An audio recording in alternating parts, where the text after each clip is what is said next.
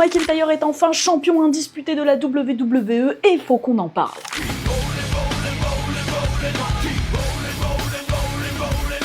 Enfin, la WWE a été frappée par la lumière et se sont dit que quand même, ce serait bien que Drew McIntyre gagne la ceinture de Cody Rhodes. Après tous ses échecs, ses promos et ses faux espoirs, la WWE a corrigé son erreur de l'an passé avec Kevin Owens et a changé l'histoire en donnant cette foutue ceinture à Drew McIntyre. Pour rappel, le mec avait juste proposé un 3 Stages of Hell match. Il gagne le premier stage qui était un match simple pour montrer qu'il pouvait battre Cody à la régulière. Bon, après le mec a quand même utilisé un low blow, donc bon, niveau fair play, on repassera. Il tombe ensuite dans le deuxième stage qui était un Falls Count Anywhere match et où il va sérieusement douiller. Il se fait exploser sur une table dans le public, il se fait exploser sur la table des commentateurs.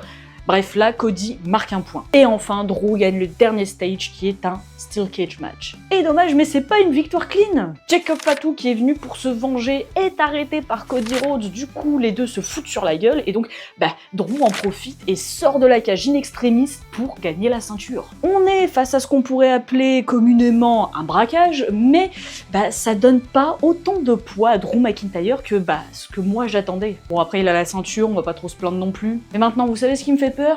Mais qu'il la garde que 3 semaines. J'ai malheureusement pas assez confiance en la WWE pour donner un run sérieux à Drew McIntyre et j'ai l'impression que en fait ce moment-là il est plus là pour remercier Drew de son taf récemment et que la ceinture elle va rapidement retourner dans les bras de Cody Rhodes. Mais ça on pourra le voir évidemment que dans les weekly qui viennent, donc on verra et sur ce, à la prochaine.